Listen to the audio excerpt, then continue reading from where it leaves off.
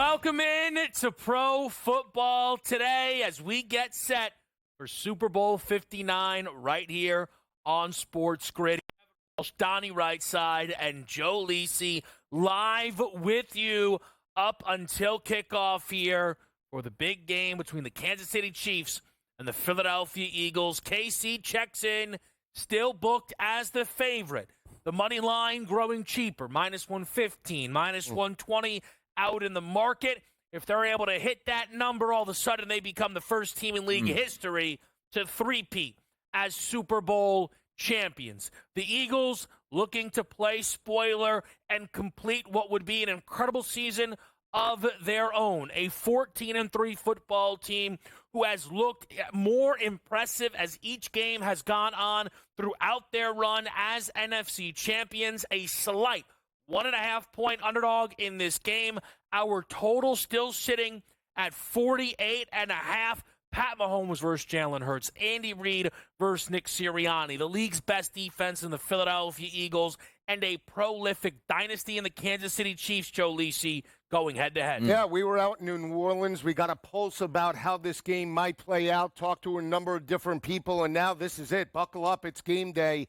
And if there's one team to knock off the Kansas City Chiefs, if there's one team built offensively, defensively, special teams, it is the Philadelphia Eagles. They went toe-to-toe with them a couple of years ago, lost that game, Donnie, 38-35. This is a marquee matchup. Something we'll give, and we'll see how it plays out, but a great matchup. Nonetheless, can't wait to see fireworks at about 6:35 Eastern. Yeah, 2 years ago, maybe you're saying that the Philadelphia Eagles lesson learned as they're trying to come back here and re-avenge that loss, as I guess you could say at this point. But if we're being frank about this, we've waited a long time. 2 weeks feels like 2 months here. We're ready to play this football game today. The angles are all in. And how about the betting public here that I'm seeing across the board? 52%, 48%. Amazing. Some people think, obviously, Kansas City is going to win. Others think the Philadelphia Eagles are going to win. I'm excited about this because it looks like it's going to settle -1 to -1.5, almost exactly what we talked about 2 weeks ago. And you talk about the selling points for either side of this football game, and you start to hear similar reasoning depending on which side someone is with.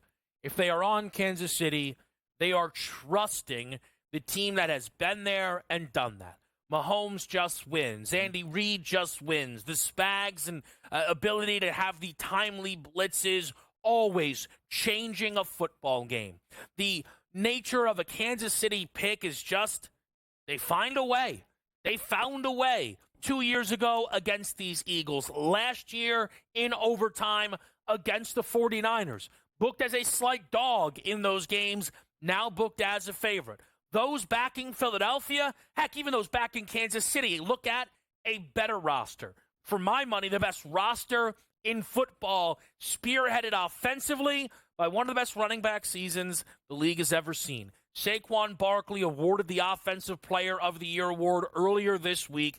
Saquon not far off the most rushing yards in a single season with postseason and regular season success combined, looking to pass a postseason legend in TD Terrell Davis of the Denver Broncos and those incredible runs that he was on alongside John Elway. The Eagles as a whole are trying to become the team to have the most rushing yards in a single postseason in league history, and it is that ground game, Lisi, that many are trying to key in on. Will KC be able to limit it / take it away? Or will Philly and Saquon continue to hit those home runs that change games on a dime? That is the storyline, and I believe Philadelphia will still have success a little bit later today, but you talk about dominance, right? Not just in regards to the early part of games, but when the game is on the line in the third and fourth quarter and you need tough yards, Saquon Barkley and that offensive line have been able to wear down opposing defenses, right? They did it certainly against the Washington Commanders, did it against the LA Rams. I mean, you name it. They stepped up and did it, and now they have the Super Bowl defending champs on the line. Which team will be able to at least limit both offenses to some sort of capacity. And when you look at the flip side as well, for Kansas City, that is the X factor. Can they run, Donnie, on a dominant front seven that's been able to contain multiple explosive offenses, not just throughout the regular season, but throughout the playoffs? It feels like, for the first time in a long time, we're talking about the ground game here in the NFL, which is kind of crazy in the Super Bowl here. But the one thing we understand is how good a season Saquon Barkley has had. And you can also say this, Joe. We're looking at the season in totality. It's a shame that it is a regular season MVP award. The reason why I say that is if the Eagles win this game today and Saquon does his 22 carries, 122 yards, and 2 touchdowns, he by far was the best player in football, but the running back position now, maybe it's like a year delay. Like, you have to be an all-pro. You got to have 2 all-pro years before you actually be an all-pro. Maybe this year Saquon doesn't get the MVP, but next year goes for 1,700 yards. Like, you know what? It's unfair. We got to give it to him then. He might just have to settle for a Super Bowl MVP. Booked with better odds than his quarterback, Jalen Hurts. Only Patrick Mahomes right now in front of Saquon Barkley in that market. Pat Mahomes trying to win a 3rd straight Super Bowl MVP as well if he is able to collect that award at the end of tonight's game. You guys know, we've talked about it. This is an Eagles team that I backed preseason as my Super Bowl winner, and that belief only grew throughout the year.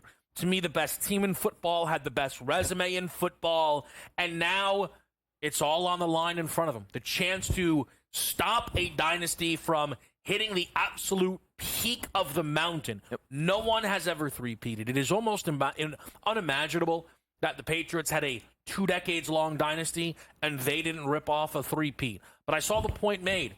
The reason that they didn't, Philadelphia Eagles. Pats, Eagles, Pats. And that middle year, the Eagles knocked off the New England Patriots. It's an organization that has gone up against an all-time great and come out the other side successful.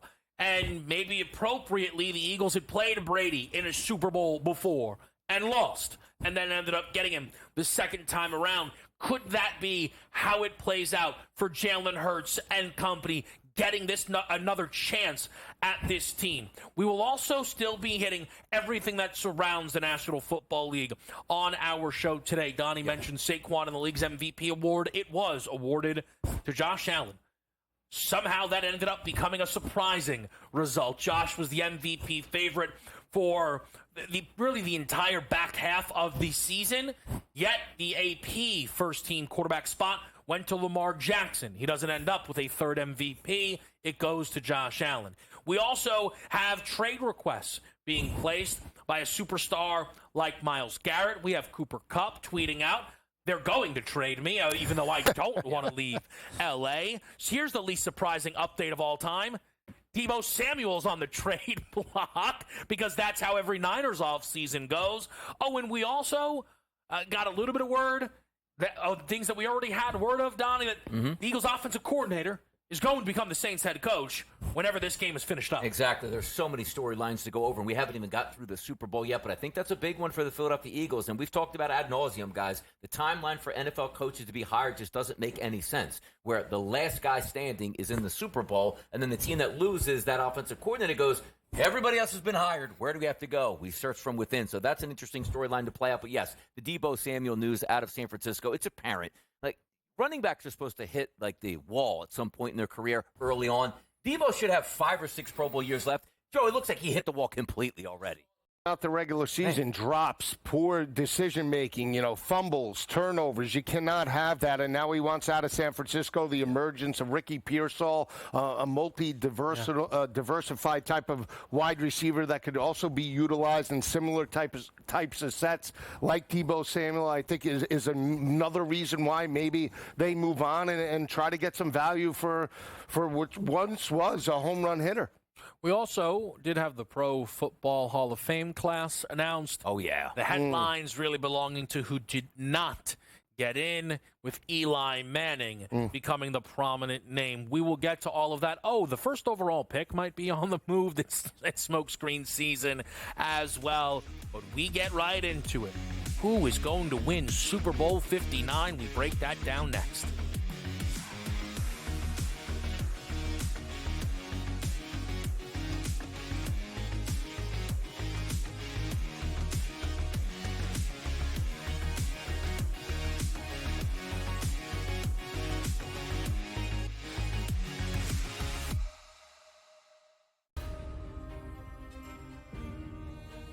even the great Nick Saban had to put his team together to do it his way. We know Coach Ryan's coming in to come run the offense, who was his right-hand man, a good friend of his at UW. And, now he's coming in. Everything is going the way we want this thing to be. Coach DeBoer is a great recruiter. He's a great father of players. He's a great leader of men. He's going to do great. Only on SportsGrid.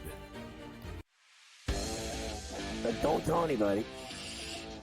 I'm sick of coming here every year and talking about the Kansas City Chiefs. Look, remember a few years ago we were here, people saying, Andy Reid's going to retire. I'm like, no way. When you're riding Seabiscuit, Secretariat, when you're riding a horse that you know can win, who would jump off that? Pharrell Coast to Coast. Only on SportsGrid.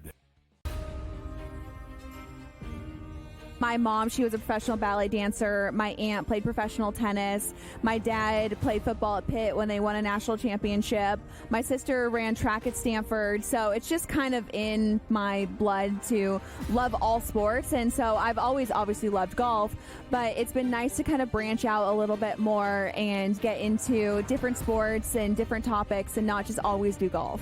Only on SportsGrid.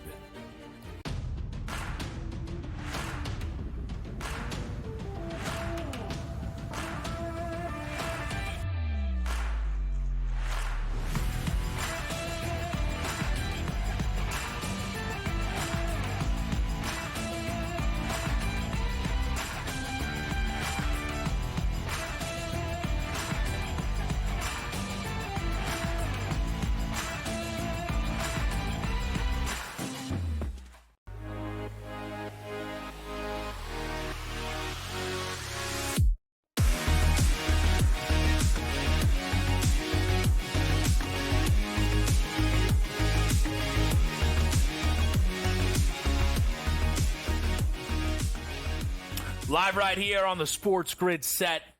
Who is going to win Super Bowl 59?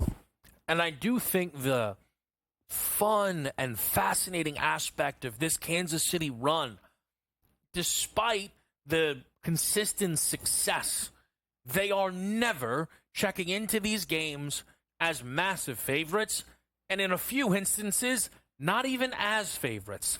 It's not a disrespect thing. Whomever comes out of the NFC is always an incredibly worthy challenger, but this year, it is incredible to see it shift. I think many would tell you that 2 years ago's KC group or last year's KC group is better than this year's. I know this year's team has only lost the one game, but the way they played and the way they got it done was more impressive. I may be on an island, but I would tell you this year's Eagles team is better than the one from 2 years ago. And yet, 2 years ago, the Eagles were favored in this game. I think some of today's number is KC has kind of beaten everyone down. It's just, we're not making the Chiefs plus. We're going to get our KC bets. We'll get our Eagles bets as well. But we don't need this to be lopsided. The game is likely going to see, if anybody's betting the spread, the covering side be the winning side. Chiefs by 1, Chiefs, it's just not very likely. It's possible. So I think they decided to sidestep the, oh boy, I have to take KC. It's plus 105. It's plus 110. That doesn't stop me, though, from feeling as if the wrong team is favored. I make the point of how we saw the line priced 2 Super Bowls ago. I'll make the point of how we saw these teams viewed with the Baltimore Ravens on deck. Philly went to Baltimore and caught only 3.5 points. The Chiefs, in a look-ahead line for an AFC title game, were going to be a home underdog to Baltimore. You do a little bit of my favorite spread math there, and it suggests the Eagles should be small, but favored within this football game. Also, I think they're the best team within this league. It's not a slight, though. I understand the position that the Chiefs have put the books in. I'll go to you first, Donnie. Mm-hmm. Do you feel that Kansas City is booked as a favorite because they're the better team, or maybe because we're not going to give you Chiefs at a plus price. Well, it's hard to play it out because it's not like one of these teams got lucky to get into the Super Bowl. Like I could see if you say like the Eagles are the better football team, why aren't they priced appropriately? But also understand this. What would have been the difference anyway? -1.5 one way, -1.5 the other way. It's virtually a coin flip either way. But I do agree with the sentiment that the Kansas City Chiefs have won back-to-back Super Bowls. All they did, Joe, this year was win football games. And you say, well, they lost. Well, yes, they didn't play any starters in Week 18 against the Denver Broncos. Had they played their starters, they probably would have beaten that team as well. I did agree at the opening number that the Chiefs would be a slight favorite here, and I even picked -1 was my final number on the Super Bowl. And some books are showing now a -1 in the favor of the Kansas City Chiefs. But for me, there was no disrespect to the Eagles being underdogs in this game. There would have been no disrespect to Kansas City. I think they're looking at this as a virtual coin flip, and now that we talk about, Joe, the market percentages, which are almost 50-50 now on betting from both sides, proved they nailed this number. And the respect factor, the Pat Mahomes factor, right? The going for the fourth, Super Bowl for him, almost like Tom Brady, right? We talk about the luxury tax and the betting tax on the Yankees and the Cowboys. You always pay up. Well, in a Super Bowl type of setting, you're going to get the Kansas City Chiefs as a slight favorite, even when it's an evenly matched game or potentially the stronger team is in the Philadelphia Eagles. Again, we're not talking about 2 or 3. We're talking basically a pick 'em right here. We see, on FanDuel 1.5. There are ones popping up in other books. So, again, it's fair. Slight favorite. It's because of Mahomes and because it's a Super Bowl. But, again, styles make fights. We'll see how this game plays out in just about 7 hours. One of the most fascinating things for me is what it will look like for Kansas City to go up against this defense, this secondary specifically. We talked about, well, maybe they can just turn it on. They didn't turn it on against Houston. They won. They won. Mm-hmm. They didn't look incredible. Now, then they look great offensively against Buffalo. But I think there is a gap between those defenses. The Texans' defense is better than the Bills. I don't really know who would push back on that. Similarly, the Eagles' defense is better than Houston's. I do not know who would push back on that. Something I found fascinating is what the Eagles did against the best pass offenses they played throughout this season. Baltimore, Cincinnati, and then 2 matchups with Green Bay. Lamar Jackson's worst QBR game of the season against the Eagles. Joe Burrow's worst passer rating game of the season against the Eagles. Jordan Love's first game against Philly, worst QBR game, the playoff game, worst passer rating game. Throughout the year, Joe, the best quarterbacks' worst performances came against this Eagles defense. They don't give up explosive plays. They're very limited, and that's why they're so difficult to beat, because they force you to methodically work down the field, be patient, take what the defense gives you, and a lot of younger quarterbacks can't do that. But if there is one quarterback that can really dissect this defense, you would have to believe it's Pat Mahomes. When I break down this game, though, Kev, for me, I think Mahomes does have to be elite today. Pat Mahomes has to live up to the billing, and I'm not just talking about 200, 2.25. I believe he has to get to 250, 275. I believe he has to try and stretch that defense over the top. We do have 2 young players in the secondary, Mitchell and obviously Cooper DeJean. They've stepped up throughout the playoffs, throughout the regular season, but this is a different animal. It's a Super Bowl, right? The biggest thing when you talk about younger players in terms of butterflies or this type of environment is recognizing coverage, recognizing formations early on. We have a great play caller in terms of Andy Reid. Does he try to show something a little bit early to force mismatches or create mismatches for the best quarterback in the NFL? That is the matchup for me. But I still give the edge to the Philly defense going up against this offense in Kansas City. Donnie. Here's the matchup. 2 years ago, Vic Fangio wasn't the Philadelphia Eagles defensive coordinator. They said, oh, look at how many good players they had. Let's understand this. They had Zach Bond in the offseason, a scrap heap special teams player, and drafted 2 rookies in the NFL draft, and they go from last to first here. Yes, they're good football players, but you know why? Because Vic Fangio has them in the right spot at the right time. Blown coverages, no more at this point here. That's my difference in this game from 2 years ago. Forget the players. It's Vic Fangio. And many have said Fangio is a negative for Philly because of his lack of success against Mahomes. That's crazy. I agree with the gentleman here on the desk. I'm not sure the Denver defenses or the Miamis played like this Philadelphia one necessarily did. Can KC slow down this Eagles offense? What does that mean for our total in Super Bowl 59? We break that down next here on SportsGrid.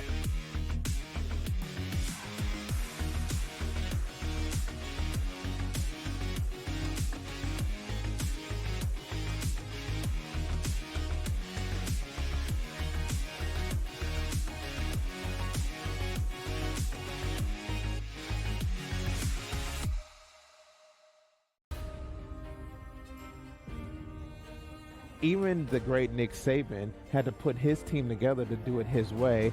We know Coach Ryan's coming in to come run the offense, who was his right-hand man, a good friend of his at UW. And, now he's coming in. Everything is going the way we want this thing to be. Coach DeBoer is a great recruiter. He's a great father of players. He's a great leader of men. He's going to do great. Only on SportsGrid. But don't tell anybody. I'm sick of coming here every year and talking about the Kansas City Chiefs. Look, remember a few years ago we were here, people saying, Andy Reid's going to retire. I'm like, no way. When you're riding Seabiscuit, Secretariat, when you're riding a horse that you know can win, would jump off that. Pharrell Coast to Coast. Only on SportsGrid. My mom, she was a professional ballet dancer. My aunt played professional tennis. My dad played football at Pitt when they won a national championship. My sister ran track at Stanford. So it's just kind of in my blood to love all sports. And so I've always obviously loved golf, but it's been nice to kind of branch out a little bit more and get into different sports and different topics and not just always do golf. Only on SportsGrid.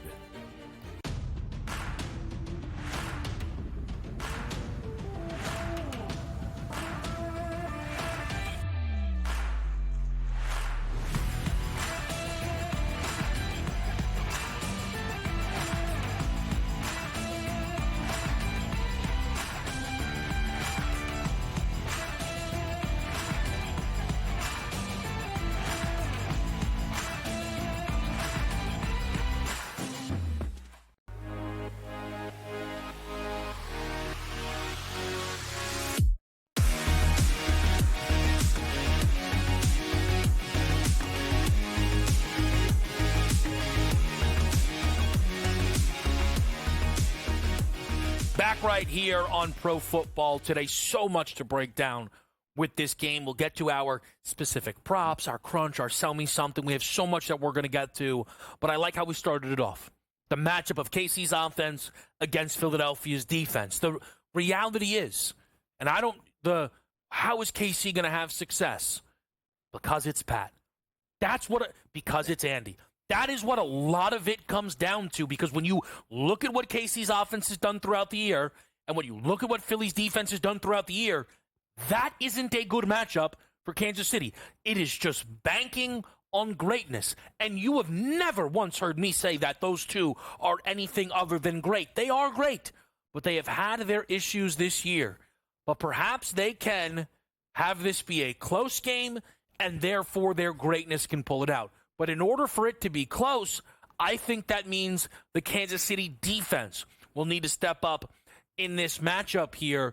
How do you feel, Lisi, KC defensively can impact this game, or do you find them up against it going into playing the Eagles and Saquon and Hurts and all of their firepower? I think they are up against it. I think the game plan and what we've discussed all week is to try and negate or limit Saquon Barkley. And what I mean by that is they might stack the box a little bit more and force Jalen Hurts over the top. I actually like Jalen Hurts today in terms of the play-action passing game, but I think that's the first and foremost player that they're going to look to take away. And we always talk about breaking tendency, but think about this in terms of this matchup. You look at the Buffalo team, and you look at the playmakers that they had. Outside of really James Cook, the playmakers were, good, media, average, at best.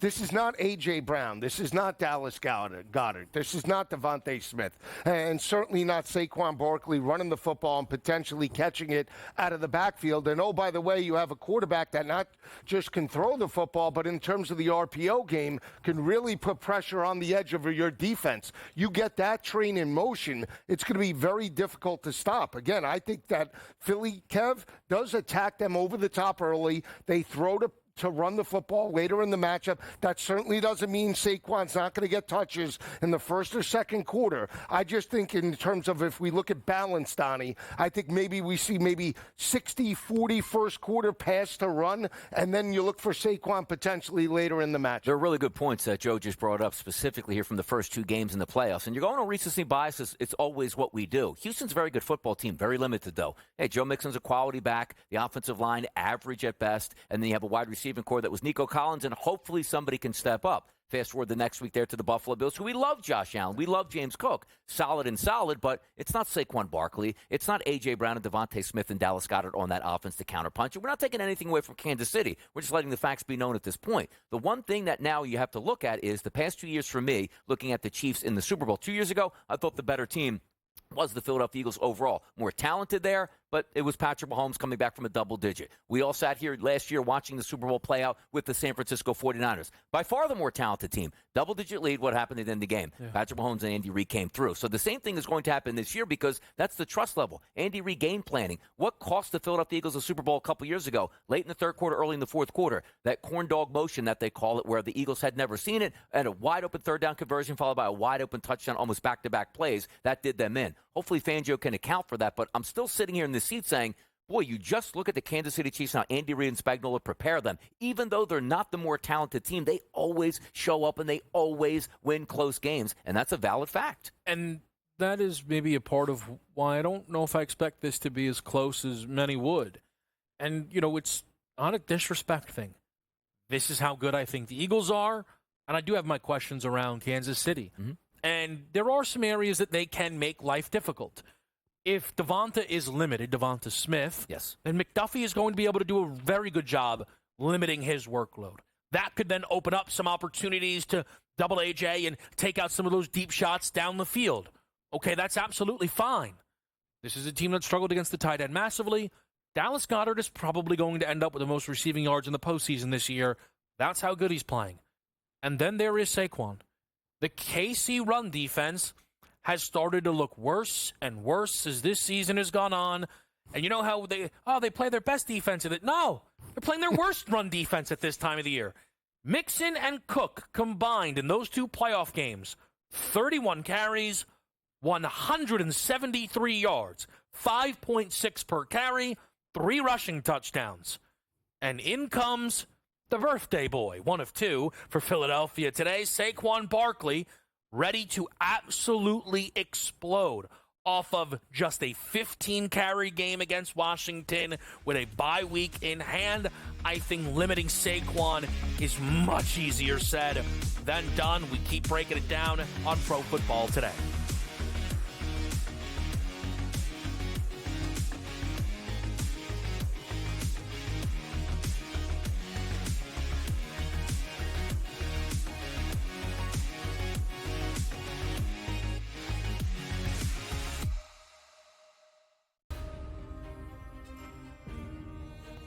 Even the great Nick Saban had to put his team together to do it his way.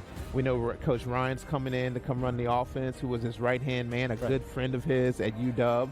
And, now he's coming in. Everything is going the way we want this thing to be. Coach DeBoer is a great recruiter. He's a great father of players. He's a great leader of men. He's going to do great. Only on SportsGrid. But don't tell anybody. I'm sick of coming here every year and talking about the Kansas City Chiefs. Look, remember a few years ago we were here, people saying, Andy Reid's going to retire. I'm like, no way. When you're riding Seabiscuit, Secretariat, when you're riding a horse that you know can win, who would jump off that? Pharrell Coast to Coast, only on SportsGrid. My mom, she was a professional ballet dancer. My aunt played professional tennis. My dad played football at Pitt when they won a national championship. My sister ran track at Stanford. So it's just kind of in my blood to love all sports. And so I've always obviously loved golf, but it's been nice to kind of branch out a little bit more and get into different sports and different topics and not just always do golf. Only on SportsGrid.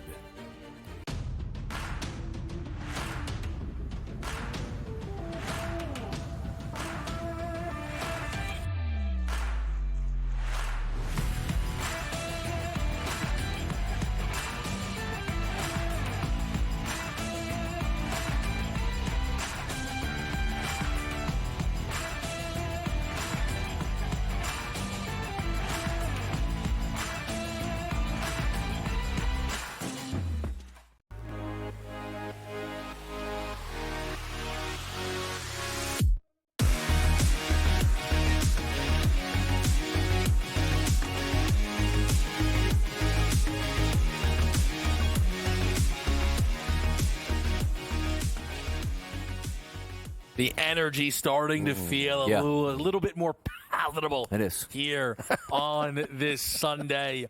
Let's take a look at your quarterback props. It will all relate to how we expect these games to play out, and we should probably start with 15. When you think about what is on the line here for Mahomes, you could argue this will be the game that flips whether he can or cannot pass Tom Brady as the greatest of all time. Very, very few things Tom didn't accomplish in this league. One of them is a three-peat. And I don't expect Pat, because I don't expect anyone to play as long as Tom did. I don't really think the regular season records are in play for Patrick Mahomes. Postseason, maybe, because, every year they're playing multiple playoff games, so I don't want to discredit that. But if all of a sudden Pat can say, I three-peated, especially with and all three Super Bowl MVPs on my plate, that would be massive. So, Donnie, a quarterback prop to watch for you with Mahomes in mind, where would you go? It has to be his rushing yards. And you say, well, that's crazy. Like, he's got to throw. He's got to have multiple touchdown passes. We've seen it in the past. And again, recency bias, maybe not this season. Go back 2 years against the Philadelphia Eagles before the half, Joe. What happened? Stumbling around out there at that point, hurting his ankle once again. They're down 10. No way he can come back in the second half. He looked like he was a gazelle in that fourth quarter scramble under 2 minutes, which eventually led to the game-winning field goal. So for me, it's making the plays, because I think we're going to get to talking about the matchups on defense versus offense. Yes, we're going to talk about both quarterbacks and how they can handle the secondaries. But the Eagles' front four will get pressure on Patrick Mahomes. The 3rd and 3s, the 3rd and 4s, where he makes those scramble plays to buy extra time, run for the first down or throw for the first down, those are going to be the consequences that could doom the Philadelphia Eagles. So when I look at Patrick Mahomes, 252.5, the game script says he probably has to get there for them to win. Over 1.5 touchdown passes, like minus 155 at certain books right now, the game script demands that he throws for multiple touchdowns. But for me, I'm taking my focus off of the passing of Patrick Mahomes and say, can he rush 8 times for 58 yards and get those big plays needed, Joe, so they can overcome the Philadelphia Eagles defense? It's a good look. And I think when you look at the passing yards for Mahomes, I said he has to be in the area 275, 250, right? That doesn't mean I'm recommending or betting it myself, right? So for me, when I look at, just Pat Mahomes as a whole, yes, he has to get to 275 for me to think that they have a shot to win the game. But 36.5 in terms of the pass attempts at plus 102, I believe is going to be where it's at. And the reason why I say that, for me, I don't know if Kansas City is going to be able to run the football effectively on the front seven. What does that mean? That means long third down situations. They have struggled with third downs consistently throughout the regular season. In the playoff win, they were 4 of 11, I believe, against Houston. That's a cause of concern heading into this matchup. If the game plays out the way I believe, Kev, I'm looking at Mahomes' passing attempts over the 36.5 with plus money. So I'm on his pass attempts now at 35.5. Okay. I think there are still some 35.5s out there. Just always you want to get the best of the number, but it's not like, let me tell you, 36.5, this thing's a bang under, right? But to give people the idea, the Eagles in the last 2 games they've played, 44 attempts, 48 attempts from opposing quarterbacks of Stafford and Jaden Daniels. Mahomes in this postseason has gone 2 straight games without 30 attempts in either game. The only other time that happened in consecutive games earlier in the year, where that follow-up game he threw it 39 times against the Falcons. In the last 10 regular season games, so before this 2-game postseason stretch that Pat played, he went over 35.5 in 9 out of 10, averaging 39.4 attempts per game. So you're talking about much, much closer to 40 on a consistent basis there for Mahomes. I think that is just something the Eagles forced offenses into, where their run defense is good and you have to kind of throw for what's in front of you. And that's who Pat has been throughout this season. Again, light show Mahomes is a thing of the past. It's, I'll take what the defense is giving me, or I'll just check down because, I don't really, whether I'm not comfortable, whatever it might be. There's a lot of check downs in Pat Mahomes' game this day and age. So that's why I look at the attempts as that number. On the rushing number, I will say, DRS, there's one performance that for some reason, and you know how this goes as bettors, where it just gets burned into your brain because it goes against everything we know about Pat. The loss to Buffalo, he didn't attempt 1 rush. whatever reason, I don't know why, that has been burned in my brain where my interest in betting Mahomes off of such a great rushing performance against Buffalo in game number 2, I want splash plays. Like, I considered, and I wonder what you would think of an option like this, both Mahomes and Hurts to have a long run of 20 or more yards. It was around a 10-1 price on a DK special. Makes a lot of sense, and that's one of the things we're looking for. What is his long rush? 11.5 to 12.5, I believe, something in that range? Because it's a good point you bring up where I'm telling you, in big moments, Patrick Mahomes is going to run. So if it is 13.5 yards, he's probably going to have one. Like, there's a chance that, let's just say, he gets 35 rushing yards in the game, but one of those is a 22-yard run. Yeah. Very similar. And if you do think they're actually going to win the football game, maybe he takes the snaps and it's 2 to 3 yards back, so that could be the smarter opinion. But I look for the splash plays out of Patrick Mahomes. I just figure the volume is going to be there. Why? Because I don't think they're going to run the ball as effectively, obviously, as the Philadelphia Eagles, which means more drop-back passes, more pressure, more chances to scramble. And both quarterbacks will take this game on their shoulders, right? If the game is on the line and a critical third down or a critical play needs to be made, I believe that we both believe that Pat Mahomes and Jalen Hurts can rush for, 20 yards or 25 yards, whatever it is, in that type of situation, scenario. So it's a good look. One thing I don't feel that has been talked about a ton, and I don't know if it's because, he's probably healthy now, and we'll talk to Doc a little bit later on, but Hurts, the mobility, huge question, it felt like, going into Washington. Do you think people, Donnie, are being forgetful, or the idea is, no, now he's probably fine? And he looked fine against Washington mostly. Yes, and obviously you get the extra 2 weeks in between the Super Bowl as well. He was more than functional in that last game against Washington. There are no restraints here for me, where I'm looking at other players a little bit worried. On Jalen Hurts, it hasn't come up one time for me, Kevin. Yeah, Hurts is a full go for me. I mean, look at it. I'm serious. Yeah. Look at the whole. Yeah. Open it up, baby. Whatever you have, open up the toolbox. Everything's at your disposal. Yeah, the number for Hurts that has continued to cross my eye, I know it's minus 160. I think it's up to minus 162, but it's over 1.5 or 2+ passing plus rushing touchdowns. It's just one of these numbers that maybe who Hurts is kind of putting the books in a weird spot when pricing it. Yeah. I know sometimes we think minus 160 is not cheap. This is cheap.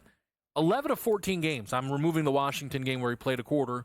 He had 2+ passing plus rushing touchdowns. 2 out of the 3 in the postseason. His one trip to the Super Bowl, he had 4. He had 3 rushing touchdowns. We know that this is the thing. We'll talk some touchdown scores. If the ball is at the 1, Joe,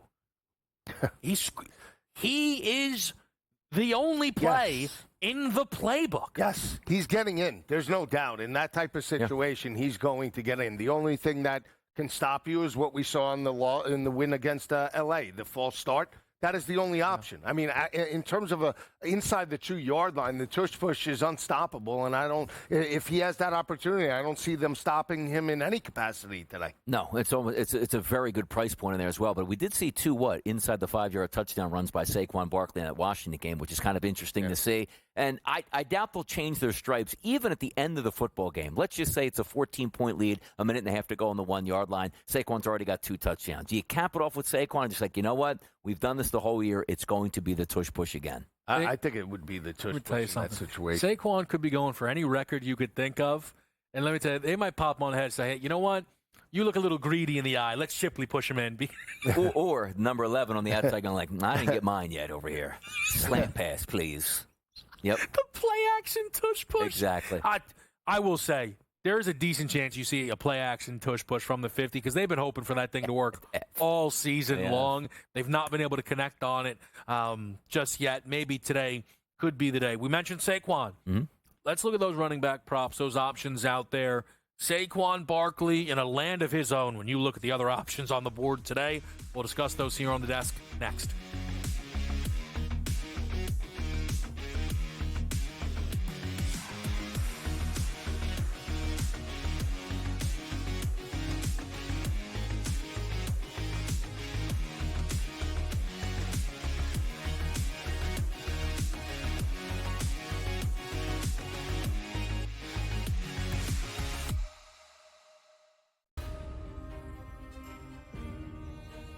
Even the great Nick Saban had to put his team together to do it his way. We know Coach Ryan's coming in to come run the offense, who was his right-hand man, a good friend of his at UW. And, now he's coming in. Everything is going the way we want this thing to be. Coach DeBoer is a great recruiter. He's a great father of players. He's a great leader of men. He's going to do great. Only on SportsGrid. But don't tell anybody. I'm sick of coming here every year and talking about the Kansas City Chiefs. Look, remember a few years ago we were here, people saying, Andy Reid's going to retire. I'm like, no way. When you're riding Seabiscuit, Secretariat, when you're riding a horse that you know can win, who would jump off that? Pharrell Coast to Coast. Only on SportsGrid. My mom, she was a professional ballet dancer. My aunt played professional tennis. My dad played football at Pitt when they won a national championship. My sister ran track at Stanford. So it's just kind of in my blood to love all sports. And so I've always obviously loved golf, but it's been nice to kind of branch out a little bit more and get into different sports and different topics and not just always do golf. Only on SportsGrid.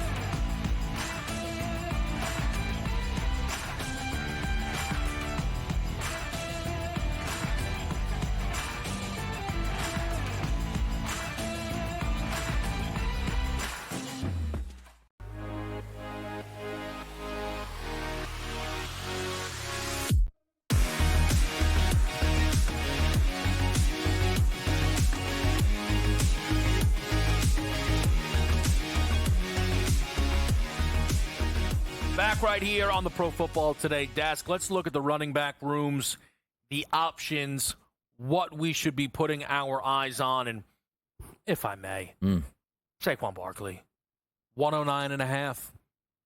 We are actually now seeing the Chiefs' defense, in my opinion, getting more respect in this market than the best rush attack the NFL has ever seen. And I cannot figure out what they are doing. Oh, well, the Chiefs aren't going to let your best guy beat you. Okay, first of all, that was a thing they used to subscribe to Bill Belichick. The Chiefs don't now just get to inherit everything. I don't know what people are talking about because that doesn't necessarily line up. The Kansas City Chiefs also are apparently going to become the first team who can take away everything because they're also not going to let A.J. Brown beat them, but they also won't let Goddard beat them. They won't let Hurts beat them with their legs, and they won't let Saquon. What are we doing? The Kansas City Chiefs are an average run defense. Now, the Commanders are a bad run defense, but don't we feel as if we have now over-adjusted this number a little too much here? Saquon has had at least 118 yards in 5 consecutive games going back to the regular season. In that stretch, he is averaging 151.8 yards per game. I will continue to remind everyone of the play that is the only down moment of Saquon outside of the Atlanta drop, the slide against Green Bay, where he passed up on 59 additional yards and a touchdown against the Packers. And had he gone for those additional 59 yards, then Donnie, last game against Washington would have been the first time in 4 consecutive leading up he didn't have at least 150 rushing yards in a game. Saquon's been getting better. The Eagles' offensive line has been getting better. You know, the Eagles' offensive line that wasn't with their starting center, and then the replacement center got so injured, the starting center had to come back. And they're both full practices this week. They're both locked in, ready to rip, rock, and roar. Saquon Barkley needs 169 yards to own the postseason record. They passed on the regular season record. It feels as if this might be the reward. This might be the pot of gold at the end of that rainbow for Saquon Barkley. Is the Super Bowl MVP, the postseason accolades that were in mind when they didn't go for the regular season record. This is a Chiefs defense that has allowed the 2 starting running backs they've seen in these playoffs to combine for 31 carries, 173 yards, and 3 rushing touchdowns. And with respect to Mixon and Cook, they aren't on the same planet as the Philadelphia Eagles rush attack here.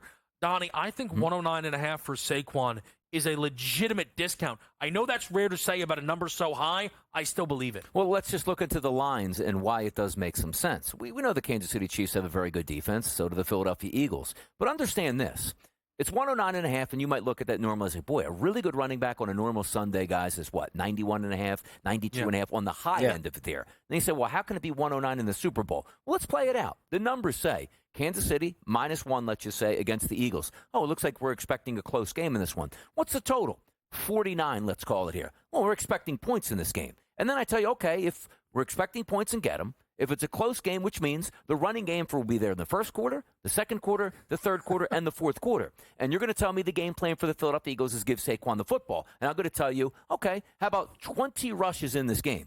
Who is betting on Saquon Barkley getting 20 rushes in this game but not hitting 109.5? And, Joe, just to add on to this point, most people look at the numbers and say, I'm just going to bet under. Have you met anybody this week talking there because, you know what, they're really going to hold Barkley intact, 55 yards for Barkley in this game? I haven't heard it yet. So for me, I just look at the way the game is supposed to play out numbers-wise and say, if he gets 20 carries in a close football game, he's not getting 109.5. Get out of here. Yeah, and think about, you're getting about, 14, 15 yards of discount from the previous week when he played Washington. His number opened up at 125.5, and they banged it down. Yeah. Right? So think about that. Again, for me, I agree with you. 109.5 is a good number if you're going to play the rushing attack, right? I'm playing it a different way.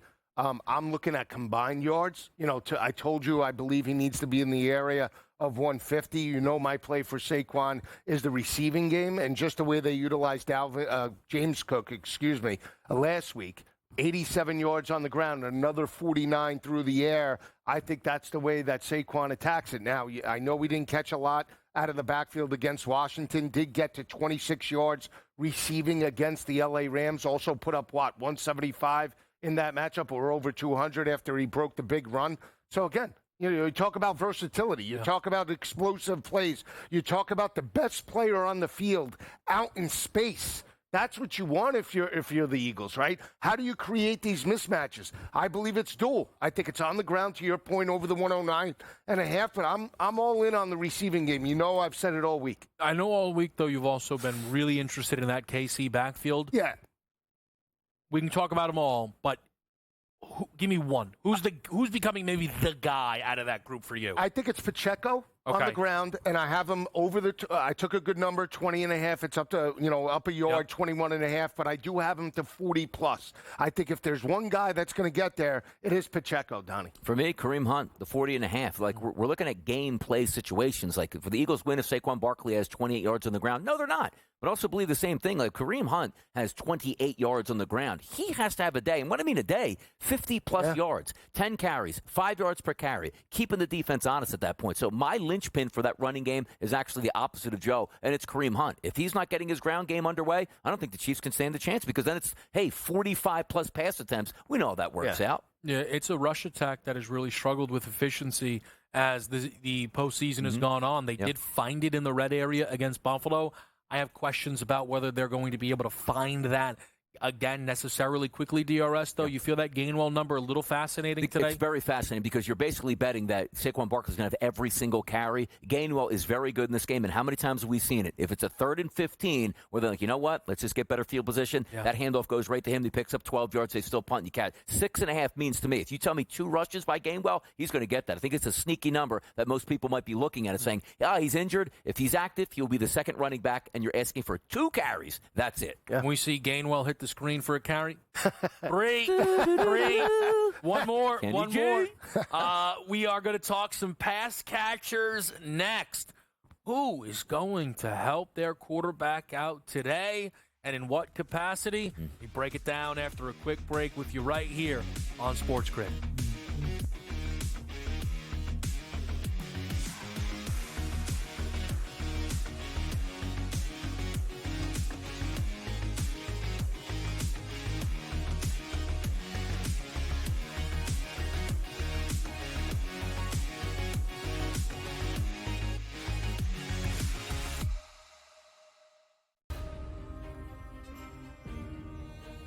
even the great Nick Saban had to put his team together to do it his way. We know Coach Ryan's coming in to come run the offense, who was his right-hand man, a good friend of his at UW. And, now he's coming in. Everything is going the way we want this thing to be. Coach DeBoer is a great recruiter. He's a great father of players. He's a great leader of men. He's going to do great. Only on SportsGrid. But don't tell anybody. I'm sick of coming here every year and talking about the Kansas City Chiefs. Look, remember a few years ago we were here, people saying, Andy Reid's going to retire. I'm like, no way. When you're riding Seabiscuit, Secretariat, when you're riding a horse that you know can win, who would jump off that? Pharrell Coast to Coast. Only on SportsGrid. My mom, she was a professional ballet dancer. My aunt played professional tennis. My dad played football at Pitt when they won a national championship. My sister ran track at Stanford. So it's just kind of in my blood to love all sports. And so I've always obviously loved golf, but it's been nice to kind of branch out a little bit more and get into different sports and different topics and not just always do golf. Only on SportsGrid.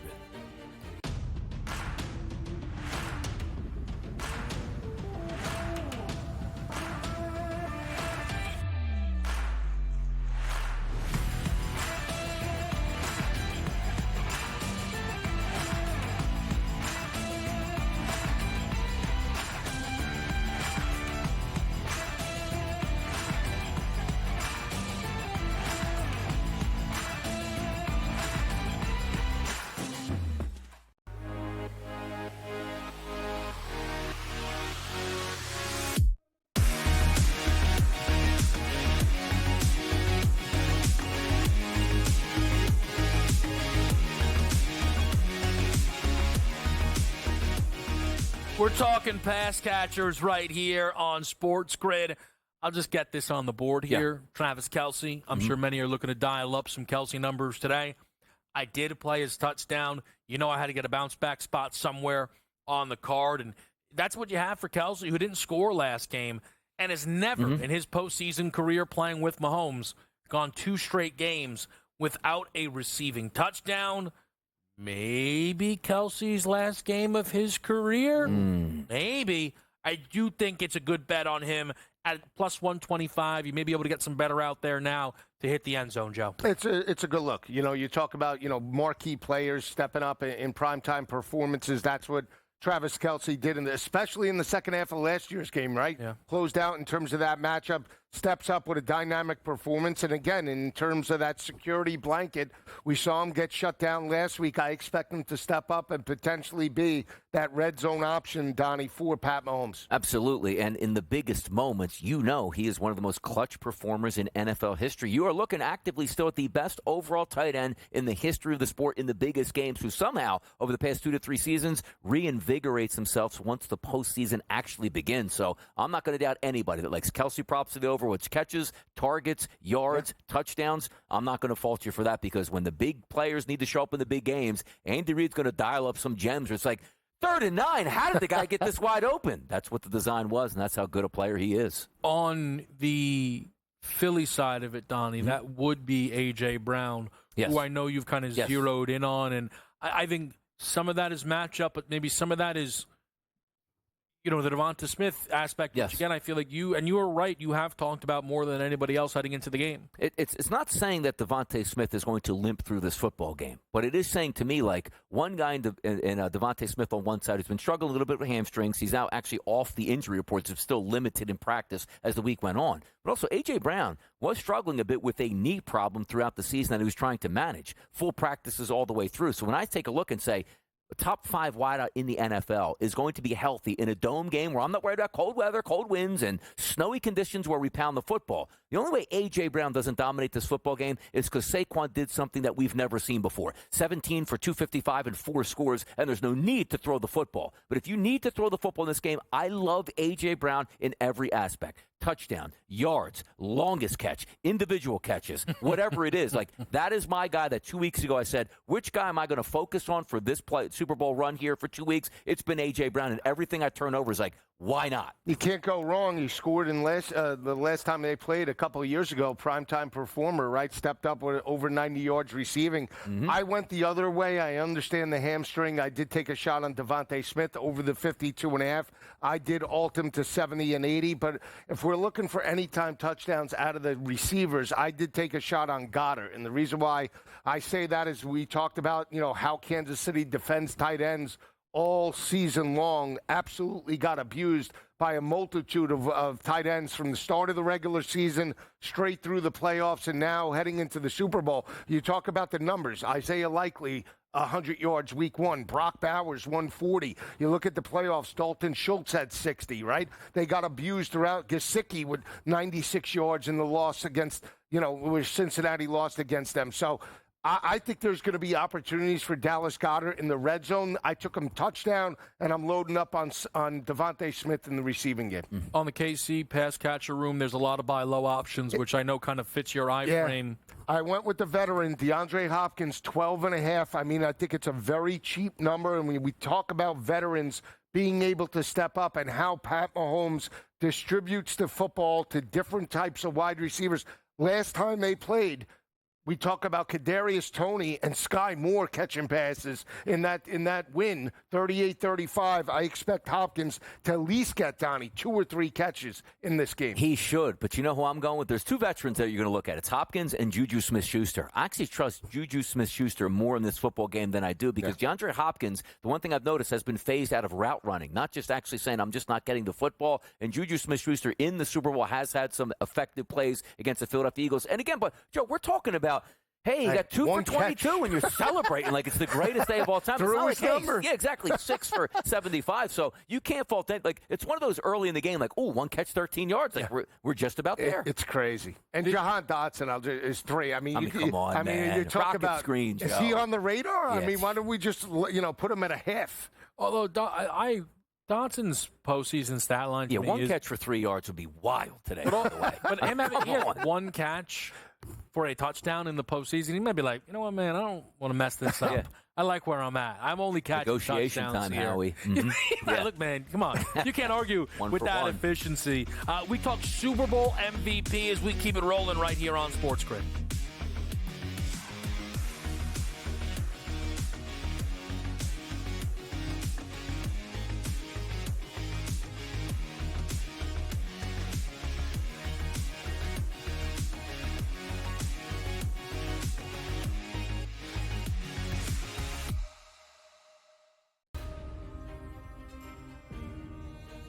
Even the great Nick Saban had to put his team together to do it his way.